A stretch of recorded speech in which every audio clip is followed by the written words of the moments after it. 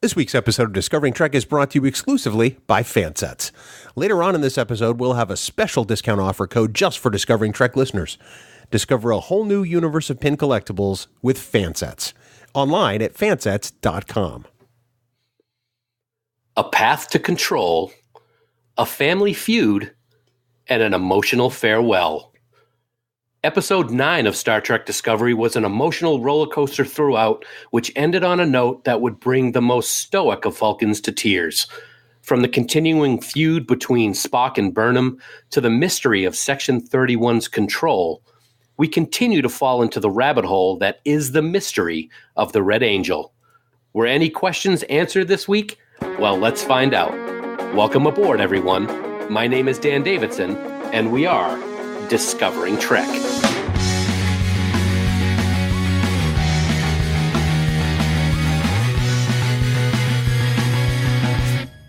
Welcome one and all to Discovering Trek, the Star Trek Discovery companion, presented by Fansets.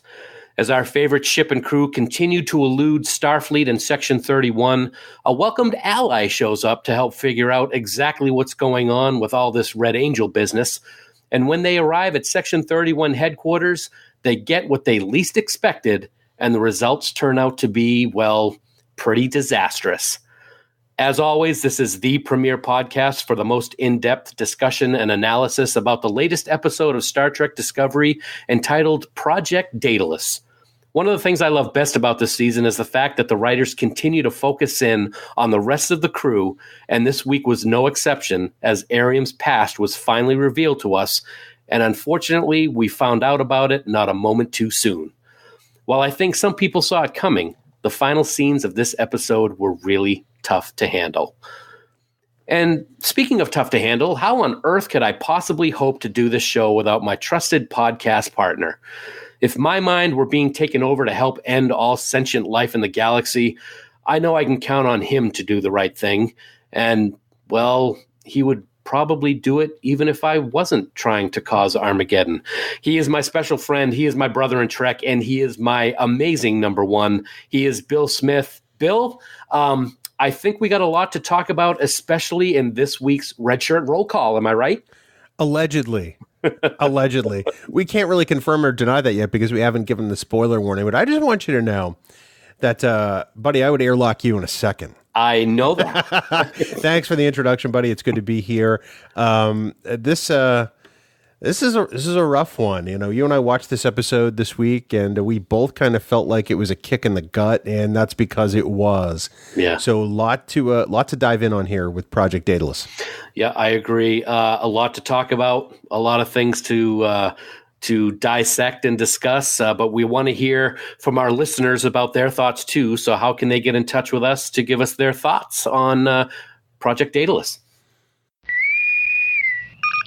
Priority 1 message from Starfleet coming in on secured channel. Well, Dan, on Twitter, we can be found at Discovering Trek, and on Ye Old Book of Faces, you know, if it's actually up this week, you can catch up to us at facebook.com/Discovering Trek. In either place, you can become part of the discussion, leave us comments, questions, or even your thoughts on what transpired at the end of this week's episode. Hint, hint. Nudge, nudge. Plus, you can also send us a voicemail by going to our website at trekgeeks.com and clicking on the giant blue button on the right-hand side. Please do remember, though, that any comments you could leave us might be used in a future episode of Discovering Trek. Dan. Thanks, Bill. Blank alert. Blank alert. From here on in, this episode of Discovering Trek contains spoilers. So if you haven't watched Season 2, Episode 9 of Star Trek Discovery, stop listening right now. Go on over to CBS All Access or wherever you watch Discovery, watch the latest episode, and then head back on over to Discovering Trek. Failure to do that puts you at risk to find out plot developments and character details for Project Daedalus.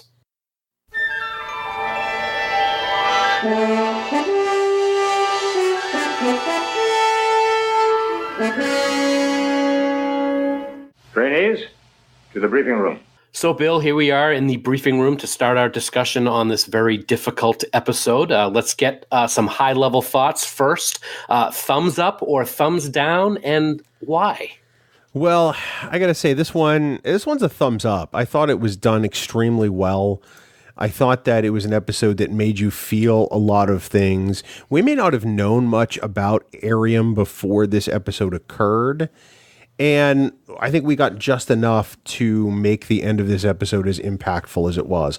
I think it was a story told incredibly well on all sides, whether that's in front of the camera, behind the scenes. And it's one that I still, even though it's a thumbs up, it's a sad thumbs up at that. I agree. For the 9th time this season, we're both giving a thumbs up to an episode. It wasn't the best episode of the season, but when you look at the amazing writing that has taken place so far, this is a critical piece to the puzzle of the Red Burst and the Red Angel in this week's storyline. Plus, we got to see the additional things going on with Spock and Burnham and Spock and Stamets, which we'll talk about later. Of course, Section 31, and of course, Arium and her backstory and what happens with her. Add to that the directorial perfection that is Jonathan Frakes, even if it's not the best episode of the season in terms of what we've seen so far, because there have been some real amazing episodes. This one was pretty freaking good, so I too gave it a thumbs up. Well, hey, this isn't Sub Rosa. I mean, Frakes directed that one too, and it's probably the only one of his episodes that I haven't enjoyed in his entire career of directing Star Trek. So, but this one is right up there with some of the best ones he's done. It looked like a feature film, and I think that this is a format that he has just probably grown to love and wish he had something like that when he was shooting TV episodes, 30 years ago. I'll tell you, I'm sure we're going to I have a feeling we're going to talk about him a little bit more later on, maybe during Starfleet Commendations, but I don't know about you, but during the opening credits of the show, I always, I'm always humming the music to myself and watching all of the different parts of the opening. But when it gets to the directed by, and you see Jonathan Frakes' name pop up on screen, you just know you are in for something really awesome. And definitely this week too. Absolutely. I love seeing his name. I love seeing Olatunde Osunsanmi's name. Mm-hmm. And, there's a name I would like to add to that. I would love to see Roxanne Dawson's name added to the list. Yes. Because she directs some fantastic stuff, and has ever since she stopped being a regular on Star Trek Voyager.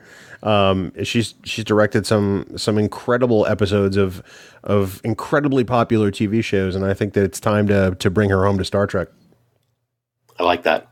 So let's start talking about the episode a little bit. Let's go right with the first scene. We see the Discovery in orbit of some planet, very nice special effects. And then we see a super striped up shuttlecraft with like the racing stripes all on it. And there is our friend Admiral Cornwell showing up to help the crew without people supposedly knowing that she's there to help them because they are a wanted ship.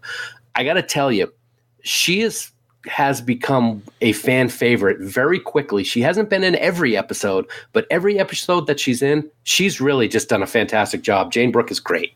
She really is. Rank has its privileges, and when you're an admiral, you get to have a shuttle with a badass paint job. I'm all for it.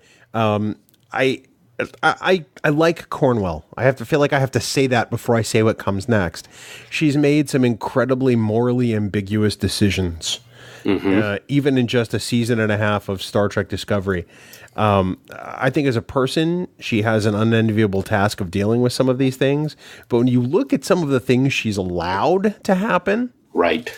Like taking the Emperor of the Terran universe and making them a Section 31 operative, mm-hmm. or greenlighting the plan to commit Klingon genocide.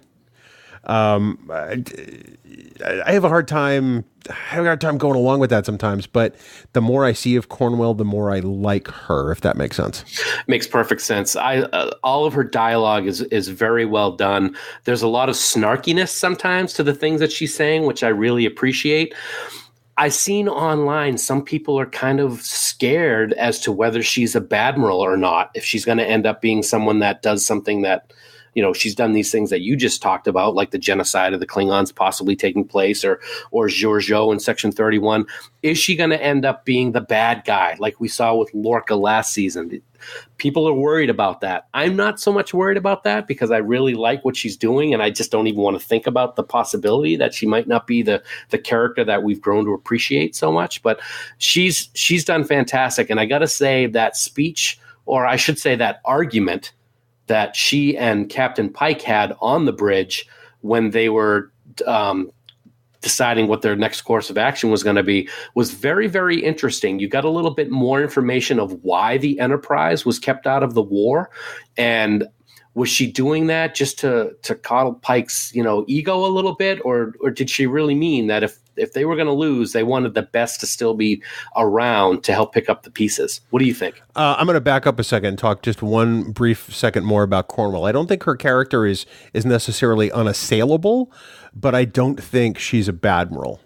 I think that she probably has not known how to deal with some of these things, and in the interest of the greater good, she has made decisions that are not necessarily in the best interest of Starfleet. Mm-hmm. I don't think she's going to all of a sudden turn into a badmiral, some future season down the road.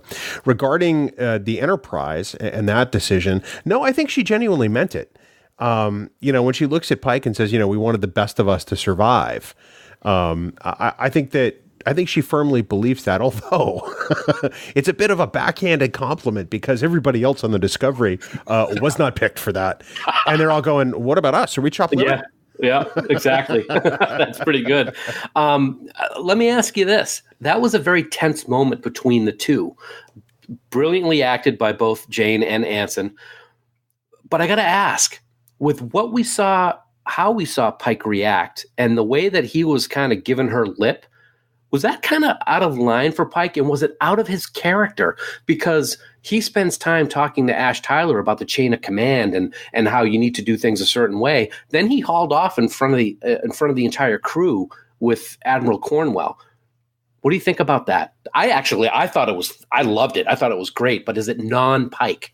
I think there's two separate questions here, and I'm going to address them in order. Was it out of line? Yep. Was it out of character? No.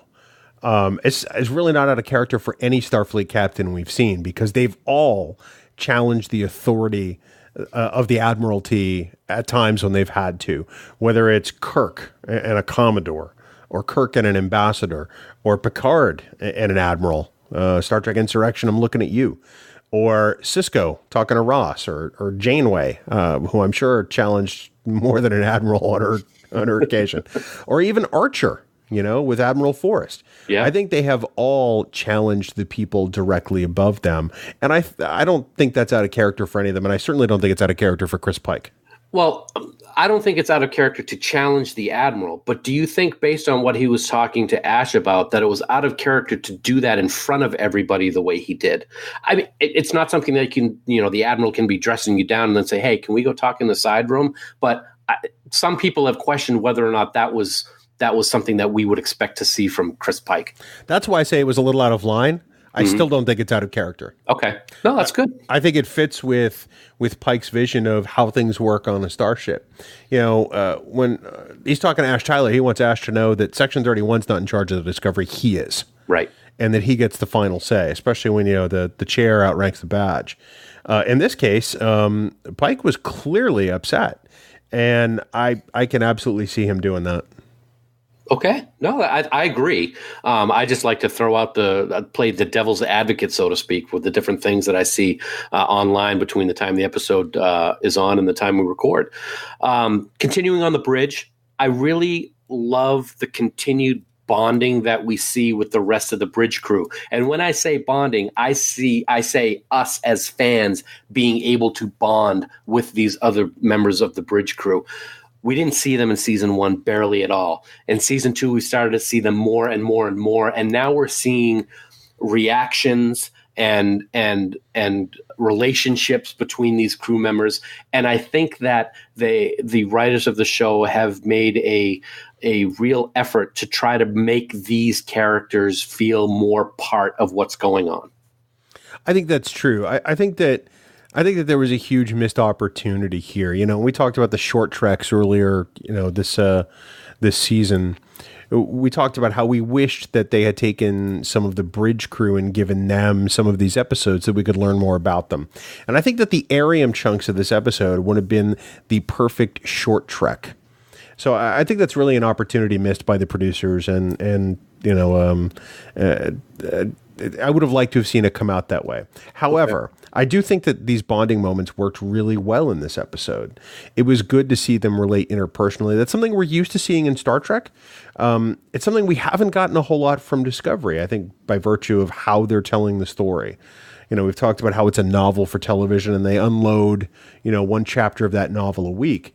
And we don't see some of these behind the off the bridge moments. They happen. We just don't necessarily see them. But it was nice to get treated to that this week. Do you agree with some people out there that have said that by doing that this week with this character and then having what happens to her happen was kind of a cheap way to do it? Because I don't agree with that. No, I don't agree with that at all. Yeah. I think that, there are plenty of other examples where this has happened in Star Trek and out of Star Trek.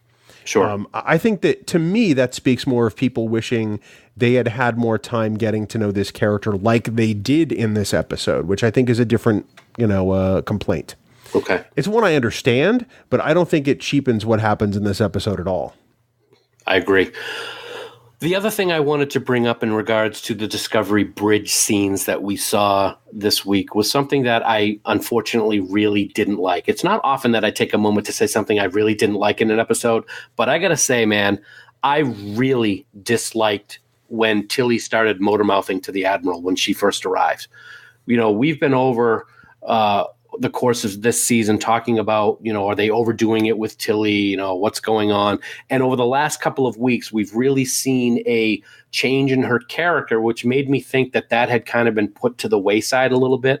I thought those few seconds where she was just jibber jabbering out loud about nothing really was a negative aspect of this episode and kind of made me think that Tilly had taken a step forward and two steps back with just that small line of dialogue. What do you think? Yeah, I think it was unnecessary. I don't think that we need those moments as frequently as we've had them this season. Okay, they established last season, we get it. Tilly has this nervous energy and that makes her mouth run on and she just starts saying pretty much whatever comes into her mind. I understand. But I think at this point we should be kind of past that, or at least not featuring it as much as we have. Because Tilly added so much more toward the back half of this episode. Absolutely. I thought that the contributions of her character were in line with what I expect from Tilly at this point, especially from an ensign in the command training program. Right. So, that was a little painful.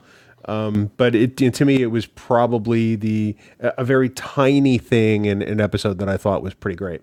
Okay, that's I can understand that.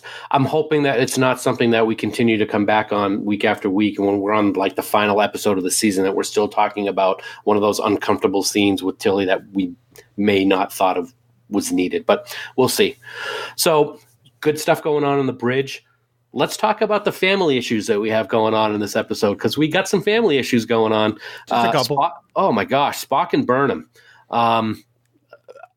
The references that Spock had with the problems he has had with Sarek, I thought was brilliant dialogue and fantastic writing, because it ties Journey to Babel right into what's going on now. I thought that was very well done. But my question for you, we know Spock is broken right now. We know he's not the logical first officer of the Enterprise yet, and he has emotion and he's struggling with what's going on and he's got a lot on his plate. Was he over emotional in Burnham's quarters to a point where it was kind of non-believable, I guess is my question. I don't think so. I don't think he's being over emotional at all. He's gone from keeping his emotions in check to actually experiencing some of them. So he's kind of at polar extremes at this point. And I'm sure that some of that is foreign to him on some level. And like you said, he's learning to enjoy it in this particular case. So for me, I don't think he's being over emotional at all. And I do think he's that broken. I do think he's that lost, because he's got to find that center again. He just, barely figured out, the whole time thing with the Talosians. I have a feeling it's going to take a lot more for him to get his center back and to, rely more on his logic than his feelings at this point. He certainly seems to still have a lot of resentment with what happened between he and Michael when they were kids. I thought it was a real slap in the face in a great way. I thought it was very well done when the Admiral was talking to Spock about his sister and he interjected, "not by blood." Yeah. I thought that was a great piece of dialogue. You could see the look on Michael's face when that happened. We were talking about it just a minute ago. Let's go back into Burnham's quarters when the two of them started to play chess. First of all, great to see three-dimensional chess on Star Trek Discovery. I really liked having that. It was a little bit more detailed than I remember seeing it in the past, but I like seeing that. Who do you think was right and who do you think was wrong during that argument between Burnham and Spock? I think they were both a little column A, a little column B. I do think Spock is 100% right about Burnham. Mm-hmm. She can't own up to that stuff because she assumes all that guilt herself and assumes that, well, she's the only one who can fix it. And we see that at the end of this episode too. Yes. When she just refuses to open the airlock door. And Burnham is right about Spock. I mean, he's using these emotions in ways that she's certainly not used to, and in a way that is probably inhibiting his search for who the Red Angel really is. But I think he was spot on with regard to Michael and the mistakes she's made in trying to protect others. Right. Well, we were watching this episode and this scene was on. My wife watches it with me, of course. And when that argument was taking place, she kept looking at me and goes, "Burnham is just wrong with how she's doing this. She's wrong in what she's saying. Spock is right. I don't know why she's doing this." I thought it was great to see that reaction from someone else watching the show. But I agree with her. I look at the way that Burnham is coming along and talking about these things with Spock, and I'm not agreeing with how she's handling it and how she's doing it. I agree with what you said on Spock is right and how he's saying things, but she's right and how she's saying certain things back to him. Mm-hmm. It's just, I'm at a loss for words because I'm trying to put into words how we're going to be able to have this relationship that we're seeing right now and how it's going to end this season. I said last week that they're going to make up before all is said and done, but what if they don't? And is that going to play into why we never really hear about Michael during TOS? Because I have a feeling the writers will somehow work it in as to there is a reason. That was tough. Seeing that chess set go exploding across the room with his emotional outbursts and that he was glad he was able to be angry like that was something I didn't expect from Spock. What about you? No, I certainly didn't expect it either. I do think that they're not going to be in a great place at the end of this season. I think that they'll have resolved some of their differences. I think that they'll have come to a common understanding, but I don't think that Spock will return what Michael feels. In addition to a lot of guilt, I mean, Michael does love Spock, as Stamets told him. Mm-hmm. But I don't think that they're going to be seeing eye to eye on the future of their relationship by any means. Right. Well, you just said his name, so let's talk about Spock and Stamets. Your long-range scan last week was a very interesting one. And if memory serves, you said that Spock was going to be an integral part of having Culber be able to face what's going on with him and be able to start that rebuilding process. But this week, we had a little bit of a twist with that long-range scan because there was a very, very touching and I think important moment between Spock and Stamets in engineering where Stamets was telling Spock about how Michael felt, and Spock was giving some pretty interesting advice to Stamets and how to deal with Culber and what Culber was feeling. Absolutely. I feel like I can only take half credit for this one. But no, I thought it was probably one of my favorite scenes of the episode, and it's a small scene, but there's a lot that goes on here. I think it's performed incredibly well. I think that Spock provides Stamets the context that he desperately needed from somebody other than his own brain. I think on some level Stamets knows these things, but I think he needed to hear it in that way from somebody like Spock, who is, a truly disinterested third party. Right. For it to really just sort of land with him. Like I said, I think he knows it. I just think he's having a hard time coming to terms with it. You know what I mean? I've seen people online actually criticizing this scene over the last couple of days, saying that it wasn't Spock and why would Spock even bother to say something like that. But I thought it was perfect for his character and what we've seen and what we've seen with him from what we know about Spock and what we've seen just in the season with what happened between him and Burnham and him and Sarek and so forth. So I thought it was great. And like you, I think it was my favorite scene of the episode this week. Yeah, I have a hard time with people criticizing the scene because I think it's absolutely in character with Spock.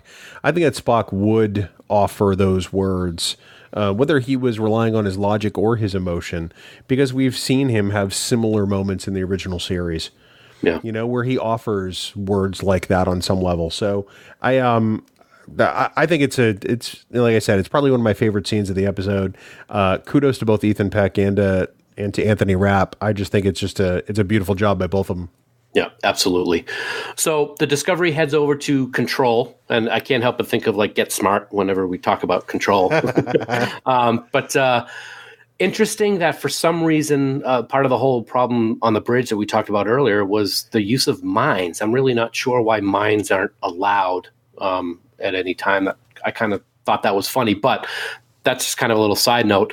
Let's talk about Control for a minute and the idea about Control and its AI. And I got to say that this is a part of the storyline that I'm a little tentative to really sink my teeth into and enjoy, because unfortunately, when we talk about advanced AI, I start thinking about Skynet and Terminator and all these things that could go wrong. And we actually see that kind of happen in this episode. So I'm a little worried that Starfleet would be taking and putting so much stock into an artificial intelligence like this at this point in season 2. What do you think? I don't have a problem with it. I mean, I have not read these particular novels, but I hear the David Mack novels. Oh, Control, yeah. Control is an AI. So, I mean, I think it keeps in line with that. I think that it establishes how important it is and how much Starfleet relies on it, which I think is a fundamental difference between the Starfleet now and the Starfleet we see in 10 years during the original series. I think that that's actually a really interesting distinction. So I honestly don't have a problem with it. I'm more inclined to believe it's not Skynet, but perhaps Google, but that's just me. But I think it's an interesting way to frame this problem. Plus it speaks to something at the core of Star Trek. I mean, how many times did we have supercomputers that went awry? You are great. I am great. Yeah, exactly. And we have that now in a different way. And I think it's something we didn't necessarily expect. Okay. One of the things that, of course, I could talk myself into a corner talking about this or just thinking about it, but what we saw this week, what does this mean for that probe from the future that we saw during the time gravitational well a couple of weeks ago? What does it mean for Section 31? Is this a predestination paradox? Because the probe, obviously, from what I could gather, was Section 31's Control AI, and it tapped into Arium, and we saw what happened. They stopped the process, and Arium was unable to download that data. My mind's already starting to explode just now, just thinking about it, because time travel stuff can just drive me crazy. But what are your thoughts on what we saw with that future probe and what we saw this week with Section 31 and with Arium? I'm smart enough to know that I don't know enough about time to think that they're done with this. Plus, it's Star Trek. They're not done with this, I'm thinking. I have to think that it's still possibly a problem because they haven't necessarily resolved the issue. We still have to find out who the Red Angel is. Because if it were over, I mean, there's no need for us to know who the Red Angel is anymore, probably. Right. And we probably wouldn't be seeing the Red Angel. I have a feeling the Red Angel has been sort of leaving breadcrumbs for us to get to this point. Sure. I thought it was interesting. I'm going back to last week a little bit when I talk about this, but when we saw what was going on with Section 31 and the AI, and what we saw with the future probe, and what we saw with the visions of Spock in his mind about the destruction of life in the galaxy, those weapons or probes looked very similar to the future probe we saw in that time distortion. So I'm glad I'm not in that writer's room because my mind would just be mush right now trying to figure out what's going on. Mine too, which is why I'm just sort of trying to sit back and enjoy it. Yeah. I mean, I understand the nature of fans to try to dissect this stuff. I mean, we do it every week. I mean, we talk about what we think is going to happen. We talk about, what these developments mean in the scope of the Star Trek universe. But I think this is one of those we just have to kind of wait and see on. And it's not, last year we did the same thing with the Klingon War because of the way the story unfolded. And I think that's true this season as well. All right. Well, I'll do my best to take your advice. It's hard though. It is hard. Believe me, I get it. And speaking of hard, let's talk about obviously the big thing this week and Ariam. We've loved Ariam since we first saw her when she was played by Sarah Middich last year, and this year she's played by Hannah Cheesman, and we've gotten to see her a lot more on the bridge, and I've grown to love the weird little sounds that her servos make when she's moving, and I've really grown to love the character. And this week we got a lot more about Ariam. We got that backstory that people always want to have backstories about these people in the crew that we love. And it was a great backstory. It was a sad backstory because you saw this wonderful couple walking the beach and they had just gotten married. And then you find out that right after that was the shuttlecraft accident, which is why she has that sand in a vial next to that picture hologram movie thing frame that she had on her desk.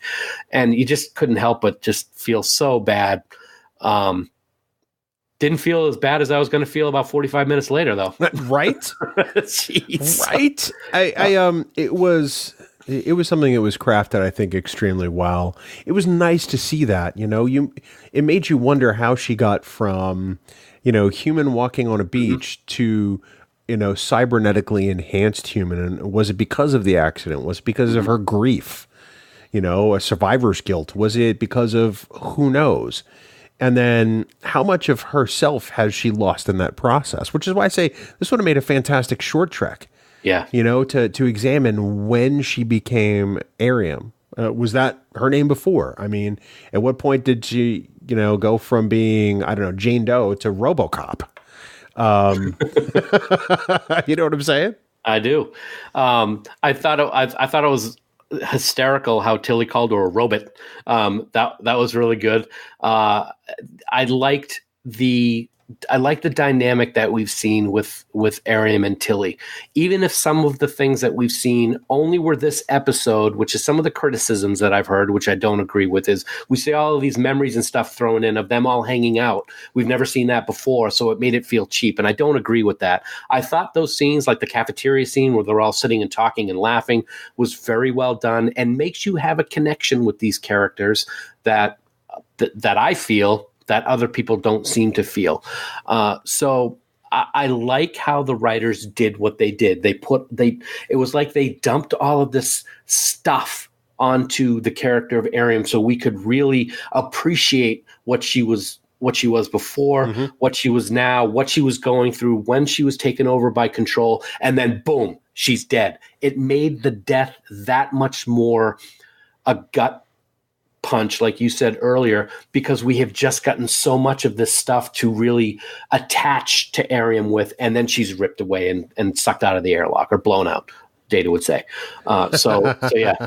Well, I mean, sometimes that happens in life, right? I mean, you're just getting to know somebody, and before you know it, they're ripped away from you.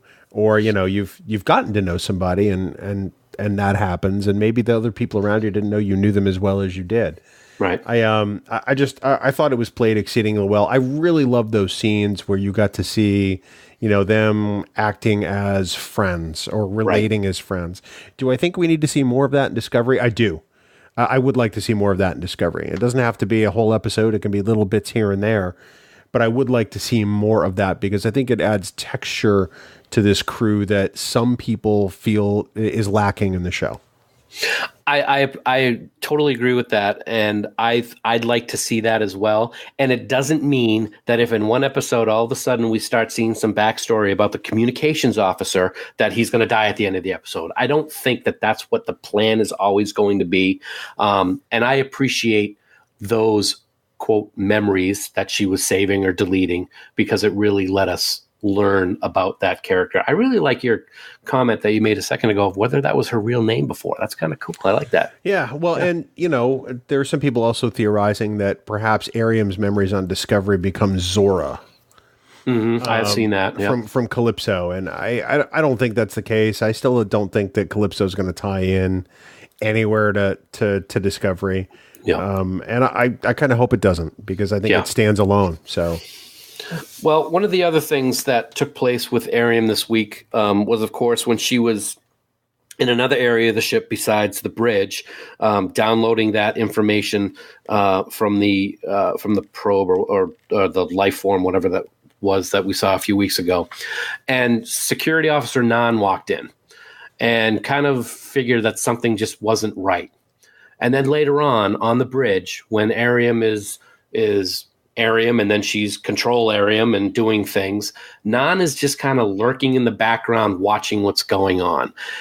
For me, I didn't really like that. She's the chief of security. She's got concerns. She's watching what's going on. She should be making the captain, or at least somebody else with a power of authority, onto what she's thinking, because obviously she waited too long. We know she waited too long. But then again, on the flip side, she didn't waste any time hitting the airlock button. So it was kind of two different versions of Nan that we saw in this episode. And you got to wonder if she was, okay, well, I hesitated before. I'm not hesitating this time. I'm hitting that button. I don't feel it was two different versions at all. No? I mean, Nan doesn't really know this crew. She's only been here, a handful of weeks, perhaps. She has something doesn't feel right, but that's nothing she can necessarily go to the captain on and say, I don't feel right about this, because she's got nothing to back it up. So I can understand that. And besides, I mean, she can hear the communications between Discovery and Burnham and Discovery and Ariam. She knows that they're telling Burnham to open the airlock, because they're going to die otherwise. Yeah, so that's true. She's hitting the airlock because that's survival. The order was given to open the airlock, and she sees that Michael's not able to complete the mission and execute the order, and so she has to. Do you think that the criticism that we're seeing this weekend in regards to Burnham not following orders again is justified? I think the criticism is silly. Yes, because Spock highlights in this episode exactly what we saw. Yep. This is Burnham's guilt coming home to roost. Right. She's got to be the one to fix it. She can do it. If she can just get access to control, she can stop it and do whatever. No, she can't. Her limitation at this point almost cost her life. Right. And I totally agree with you. I was posing the question because we see some of these things online after the episodes. And no, I totally agree with what you just said. It is her character. There are a few questions that I think we should address. There's some people saying, well, why didn't they just beam Ariam out of there? No. Where to? You can't beam her back to Discovery because she's already said she's going to kill Burnham and get to Control and complete the upload. Mm-hmm. If she gets beamed to Discovery, even to the brig, she's going to find a way out of it. She had weeks unfettered to build in safeguards for herself as Control Ariam. And she's going to kill people who get in her way to get back to Control. Right. And then could they have beamed Burnham out of there? Sure.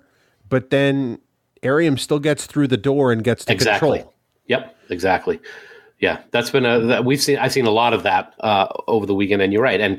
And she even said to Burnham that she had, the red blink had happened, so she was back to herself, but she could not control her own motor functions because of the virus or whatever was implanted in her. So yeah, I totally agree with that as well. They could not have beamed her back to the ship. That would have been a disaster. Yeah, I mean, it's not that they forgot about the transporters. It's like, well, what are you going to do with them? Because it doesn't solve the situation. And finally, I guess what I want to talk about, Bill, with Ariam is, of course, that final scene. It was gut-wrenching to watch. They focused in on Ariam and Burnham and Tilly. Tilly was magnificent in what she did. And I think that the ending of this episode was the most classful ending to an episode that we have seen in Discovery all season long. Just that memory, system failure, fade to black, no music, no noise, nothing at all. end credits. One correction, there were noises. There were beach sounds. Yeah, yes. I mean music. I should. Yeah. I'm sorry. I meant more music. Yes, the beat sounds of that video that she was watching. I really thought that was great. We used to see that on 24 when a big character would die, that you wouldn't hear the clock ticking at the end of the episode.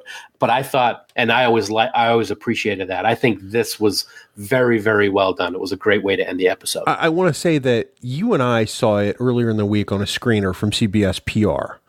And we don't get to see the preview for next week when we watch it that way. So I thought it was more impactful to not have the preview before the end credits. I think when they inserted that this week, it really sort of broke up that emotion for the end of the episode. And I think that's a real misstep by CBS All Access on this one. But I think you're right. I think that not having the music, by just having the beach sounds and her, that being the last memory she has, is probably the best way to end this episode. Right. Well, we've reached that moment of Discovering Trek where we take a moment to pause and reflect on those we've lost in this week's episode of Star Trek Discovery. It's the somber part of our show, but we feel it's the least we can do for those that have paid the ultimate price. We like to call it the Red Shirt Roll Call. He's dead, Jim. He's dead, Jim. He's dead, Jim. He's dead, Jim.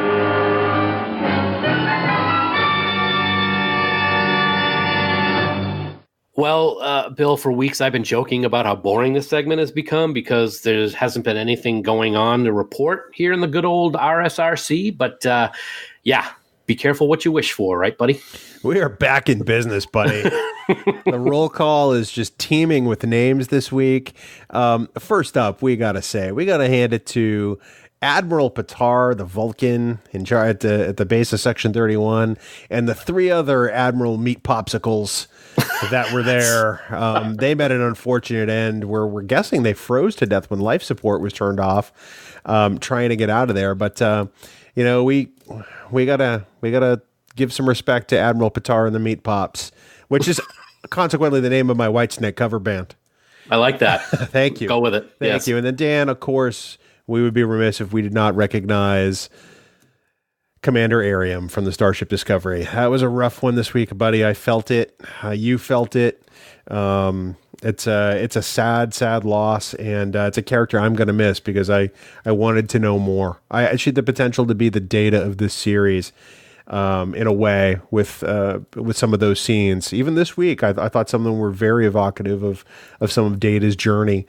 But it's definitely a tough one, buddy, and it's one we're going to miss. Absolutely. It's like Walking Dead. It's like Game of Thrones, Star Trek Discovery. We now know no character is safe. So we raise a glass of synthahol to hers and everyone else's honor as we say goodbye to those that we lost this week in the Red Shirt Roll Call. This week's episode, of course, is brought to you by Fansets, the exclusive sponsor for Discovering Trek. We love to talk about their amazing line of pin products and pin collectibles because they truly are the best in the industry. We don't say that because, they sponsored the show. We say that because we were customers of Fansets long before they were sponsors of ours. When you place an order at fansets.com, you can truly be confident that you are getting the best products, the best prices, and hands down, bar none, the best customer service around. Lou, John, and the entire Fansets team truly have the same passion for Star Trek as you and I, and it really shows with every pin they release. New Star Trek pins now are being released twice a month, and this month we've already seen the release of Mirror Landry, and we just got, a couple of days ago as we record this, Tom Paris from Voyager. So both of March's releases are out and they are fantastic. And those pins are now available at fansets.com as well as almost 200 other unique Star Trek pins. So do yourself a favor, head on over to their site, put a bunch of pins and accessories into your cart. And at checkout, be sure to enter this week's exclusive checkout code, Arium. That's AIRIAM in all capital letters, and be sure to spell it right because I spell this one wrong all the time, Dan. And that's going to get you 15% off your entire order at fansets.com. Now, this code is going to be available to use until Sunday, March 24th, 2019 at 11:59 p.m. Eastern Daylight Time. That's awesome. And in addition to those two beautiful pins that you mentioned, Bill, Landry and Paris, we want to congratulate our friends at Fansets for the list of new products that'll be showing up on the horizon in the coming months. Very soon, you'll be able to add pins to your collection from the likes of The Big Bang Theory, Ultraman, the new show announced on Netflix, as well as the original show from the 60s, the Irwin Allen collection, and the most recently announced Supernatural line of pins. Plus, don't worry, Star Trek fans, there's a whole lot of things on the way. Next month, you can look forward to Dr. Phlox from Enterprise, and Deep Space Nine's favorite engineer, Miles Edward O'Brien, will be available. And then later this spring, the Season 2 set of Discovery episodic pins will be available. After that, the unbelievable Uniform Series set of pins with actual fabric from uniforms worn on set, and the reimagined Macro Fleet line of ship pins will be coming. All of these pins will be heading your way in 2019. Fansets. We are Star Trek, and as always, we thank our friends at Fansets for being the exclusive sponsor of Discovering Trek. Of all the souls I have encountered in my travels, his was the most human. Star Trek has always been a reflection of our times, and in this segment, we'll take a look at what this episode helps us discover about humanity, or perhaps even what it tells us about ourselves. And Bill, I gotta think that this week there was a lot of heavy thinking going on for this segment. There was, and it's pretty poignant. I mean, you take a look at that final scene of the episode where Ariam, seeing her most treasured memory as her system starts to shut down. And, it made me consider a lot about, the ends of our existence, on this rock. Tilly does Ariam the favor of sending her favorite memory. And at the time she says, I can't look at that now because, she's busy trying to do control type things. But as she's blown out into space and as the vacuum and the cold begin to take their toll, this memory starts to play. And I can only hope that we all are that lucky at that particular time.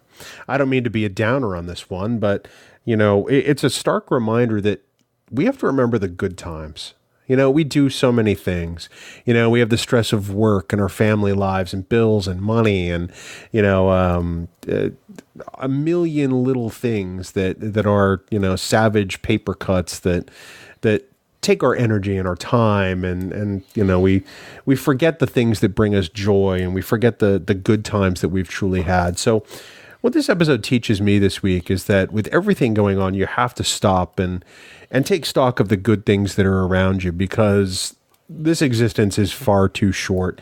And as we've learned with Ariam, it can be over at any time.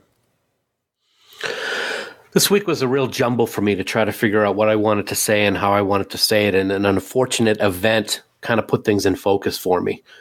This week we saw how the bond of friendship and family can rip the heart out of someone, even if it's, the best feeling in the world that you have for somebody. Here we have someone who's become as close a friend to many of the crew as possible, and she's manipulated and forced to do the evil deeds of someone else. And I find it interesting that in Star Trek, it took an augmented human to be, quote, reprogrammed to try and overpower the ship and the crew and do unthinkable things. But here in 2019, we don't need augmented humans because we have sick and evil people doing things like this on their own. As we record this, the world is still coming to terms with the horrible events that took place in Christchurch, New Zealand, and the acts of hate and racism and cowardice by a small no one who thought he was superior to anyone else. When are we ever going to learn? When will the world that Gene envisioned become a reality where we can accept everyone as they are? Black, white, alien, augments, androids, whatever the difference is, there's no difference. That's the key. I fear that with each passing day when these sick acts against humanity take place, that we're never going to reach that vision. And that really scares me. I know it's not going to happen in my lifetime, and it's probably not going to happen in my kid's lifetime, but I want to think it's going to happen. When will people just be able to love people for what they are? Commendations, palm leaf of Axanar Peace Mission, Grand Kite Order of Tactics, Class of Excellence, Prentice's ribbon of commendation. Okay, Bill, as we head to Starfleet commendations, this is always the fun part of the show. After the seriousness of humanity, I like to, do things that are fun. And so here we go with Starfleet commendations. Let's see what you picked this week for your special awards, buddy. I could have gone on and on and on and on like I did last week, but suffice it to say that these three are not the only commendations I would hand out, because there are just so many great performances this week and so much great work in this episode this week. But I got to pick three, and so here they are. First up, Jonathan Frakes. Man, this guy is amazing. He understands the heart and soul of Star Trek because he's so closely tied to it. And he just directs things that are beautiful to look at and that tell good stories. I'm glad this episode was in his hands, quite frankly, because he just totally did an amazing job. Secondly, Michelle Paradise, the writer of this episode, and also she'll be the season 3 showrunner, which I think is pretty exciting. I think this is a great script, and I think that it was one that hit all the right notes. It made me think of TNG and the way that these characters related to each other, and that was something that really gave me a great feeling. And then, of course, my heart was ripped out of its chest and thrown on the floor as it was blown out an airlock, but that's a different discussion for a different time, Michelle. And then lastly, what can you say? Hannah Cheeseman did an amazing job as Ariam. I'm sad that Ariam's time is over on the Discovery as a member of the crew, but what a performance! She truly did an amazing job. I gotta think it's hard to act behind makeup that makes your face look like a synthetic material like plastic and metal. And she really conveyed a whole lot of emotion this week, which I thought was just spectacular. Absolutely. I'm going to echo a couple of those same commendations. I will certainly give my first commendation to Hannah Cheeseman. She did a great job as Arian for way too short a time. I have to add, she really she made the character come to life in a short amount of time, and especially in this episode, when you put it into one episode where we really got to focus in on her, she just really did a great job. And like you said, similar with Doug Jones, how these people can act and show these emotions come through with so much makeup and prosthetics covering their face is something that I never could understand, and they do just a brilliant job. I also got to give a commendation, like you did, to Michelle Paradise. This was her first Star Trek story, and it had humor, tension, adventure, horror, when you think of what it was like in Control with blood floating around and what appeared to be one body at least cut in half. She did a great job, and knowing that she's going to be one of the showrunners for season 3 puts a big smile on my face. I've always been one to praise the writer's room because I think it is well deserved, and Michelle is certainly in that list as of now. So congratulations on a great episode, Michelle. And my final commendation is going to be for the wonderful and talented Jane Brooke. Admiral Cornwell is just awesome. I love her sassiness. I like the way that she's able to control what's going on in the room, no pun intended. I want to see more of her. Like I said, I hope she does not become a Badmiral like you, Bill. I don't think she will, but we kind of have those things going on that make you question, wow, what's really up with her? But I love how she portrays this character, and I hope we get to see a lot more of her before the end of this season and before the end of Discovery's complete run, because I think she's a great addition to that cast. Long-range scan of planet complete. Mr. Smith, what is next for Discovery Episode 10 coming up in the rest of Season 2? Here in Long Range Scans, we'll talk about what we think is going to happen in the coming weeks. You know, the last few episodes have shown the sense of family that this crew has for one another. Totally took place in this episode as well. We've seen Burnham struggle with having to perform an impossible task and open that airlock to stop Ariam, and she couldn't do it. And we saw Security Chief Nan take care of it, and Ariam is now gone, and the crew has to suffer through that. I don't think that's the end of the suffering. I think before this season is over, a member of the crew, and perhaps an important member of this crew, is going to sacrifice themselves to save someone or the entire crew of Discovery. Ooh, that's a heavy one, man. Yeah, it is. I get the sense you could be right. I hope you're wrong. I really do, but I get the sense that you could be right. Ick. Let's see. What do I have? Well, I'm going to update a couple of ones that I had before, and then I'm going to move on to a new one. So one, I said weeks ago that Burnham was the Red Angel. I think Burnham's the Red Angel, and I think that we kind of got that teased to us this week. So I can't wait to chalk up another win for me in the prediction column if that happens. I'm not saying I'm going to do a victory dance, Dan, but I'm pretty sure I'm going to do a victory dance. Second, Lorca. Okay, so Lorca's not Control. I got that one wrong, but I do think we're still going to see him in the remaining 5 episodes of this season. I think that it's not going to be a lot. Maybe it sets up something in season 3, but I do think we're going to see Prime Lorca, not Mirror Lorca, Prime Lorca. And lastly, I think Spock is probably going to wind up having to save Burnham in the way that she had hoped to save him. And I think that's going to humble her a little. I think she's going to maybe step back from her belief that she's the only one who can take these things on or whatever. But I think that it's going to bridge some of the gap between them, but it's not going to repair their relationship. Very nice. I got a couple comments about your long range scans because I liked all of them. One, I've been trying to figure out who the Red Angel could be, and I have to agree that right now the only real logical one I can come up with is Burnham. So I think you're going to be right about that. I've been trying to think of anybody. I thought it might be Arium, and I don't think that's going to be the case now, obviously. But I hope it's not. I hope it's not really, because that seems to be what everyone's going to right now. So I want to be surprised. And 2. Dude, I got to tell you, I hope Lorca shows up again. And if he does, it is going to be the biggest secret that Discovery has been able to keep since Talos IV and the Talosians, because we have not seen anything on social media from Jason Isaacs or anybody to even hint at that. So I hope it happens, because that would be great. I think they learned their lesson with the whole Voke Ash thing last year. You know, creating the fake persona, the fake credit for Voke.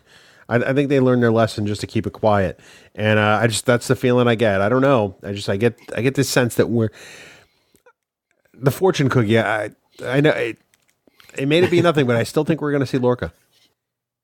All right, Bill. So this was a tough episode, I got to say. I'm hoping that next week will have some more cheeriness to it, but I know we're going to be dealing with the effects of the loss of Arium, as we saw in the preview. What do we have coming up next week, buddy? Well, Dan, next week we're going to hit double digits as we consider the 10th episode of the season of Star Trek Discovery, titled The Red Angel. I wonder what that's going to be about. Will we finally discover who or what is behind this mysterious being? Will the crew suffer another devastating loss like they did this week? Will we find out who the Red Angel is? I mean, I got to know. I got to know, yo. Although I think we know. But we're going to find out some of that, hopefully, next week. Until then, remember, you can subscribe to Discovering Trek by searching for us on Apple Podcasts, Spotify, Google Podcasts, or by heading on over to discoveringtrek.com. Plus, now, you can support Discovering Trek and the Trek Geeks Network of podcasts by subscribing to bonus content via Patreon. Get access to our Carpool Conversations videos and other exclusive content. See the first of our beautiful annual supporters pins from Fansets. And check out our exclusive Podfleet t-shirt design along with so many other perks, Dan. Nice. And speaking of Patreon, Bill, we want to take a moment to recognize the following amazing producers of Discovering Trek. We are so thankful for their support. Ken Tripp, Casey Shasky, Jackie and Chris Hackney, Lionel Marchand, Craig Ewing, Sean O'Halloran, Chris Trabuzio, Eric Extreme, Norman Lau, Mike Bovia, Patrick Escudero, Charlie Mulvey, Scott Vachon, Matt McGonigal, and Harry Michelson. Thank you so much, folks. Now, if you would like to become a producer of Discovering Trek or even get access to the raw audio for these Discovering Trek episodes, head on over to patreon.com/TrekGeeks to sign up. Well, folks, that is it for us and our discussion on Project Daedalus. This was a tough one. Hit us up on Facebook and Twitter to let us know what you thought about the episode and about Discovering Trek as well.